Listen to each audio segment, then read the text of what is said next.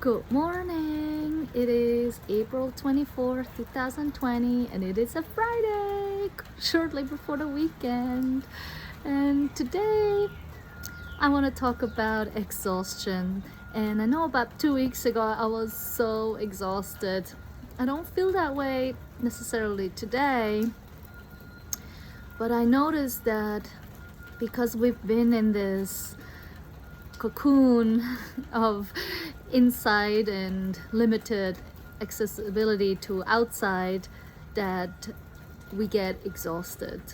And I think the issue comes from not being able to have these downtimes that we usually have without even realizing them.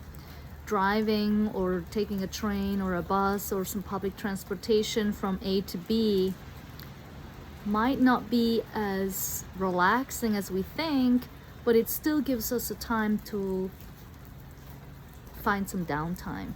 Or you're driving to work, and in between that time, even if it's only 5 minutes, 10 minutes, or if you take the public transportation and it takes you an hour, there is some time that you have to yourself, and where you can choose what you want to do in that particular time frame. Maybe you always pick to make some extra phone calls or get some emails done or some other stuff. And maybe now you realize how delicate and how special those moments were of just being by yourself.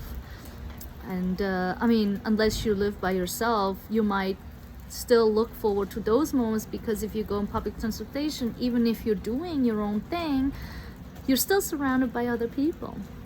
And I'm sure now and slowly our bodies really notice that. And now not only our bodies, but now it's going to be informed by our minds, and we notice it also. And so that might add to our exhaustion. And also, being at home all the time allows you to do everything that you usually don't do all the time. So from cleaning, washing, like the laundry, and making food, seeing your family, or be watching TV, or whatever it is, you now can do this at any given moment. So for those who still work, now have to juggle the work and the home space. And for those who can't work right now, they now have all this time to do whatever, so they might even become bored because they run out of ideas. Because it takes to have your own ideas, it takes creativity, it takes you to think outside the box. Because other times when you go to work, you're being told what to do, and you have a structure, and somebody gives you things to think about, and now you are pretty much on your own, and that can lead to exhaustion.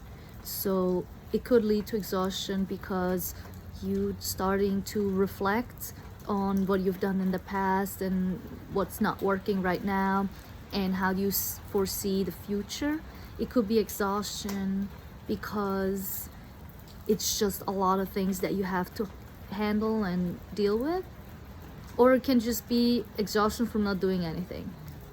Or if you are out and working, you're exhausted from making sure you're staying safe, from being protected, and from making sure that if you are with families, that you keeping them safe as well. So there's a lot of thought process that has to happen that involves our proactivity, and there isn't enough rest time.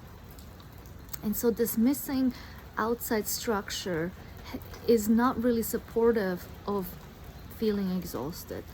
So now, because it's a Friday and the weekends always were a kind of rejuvenation or restart or finding your strength again for the next week, I really encourage you to see how you can differentiate the weeks that you're having to those weekends that are ahead of you.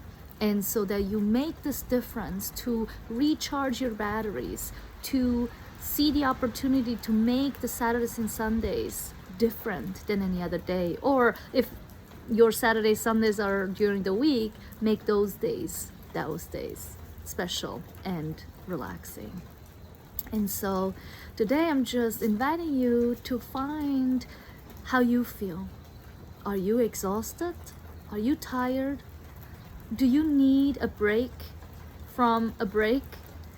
So if that's the case, go within, figure this out, and look how you could make this weekend be resourceful in ways to get energy back. You could take a bath or read a book or just connect with somebody that you might get some feedback. And so go and figure it out for you. Take care. Happy weekend coming. Bye.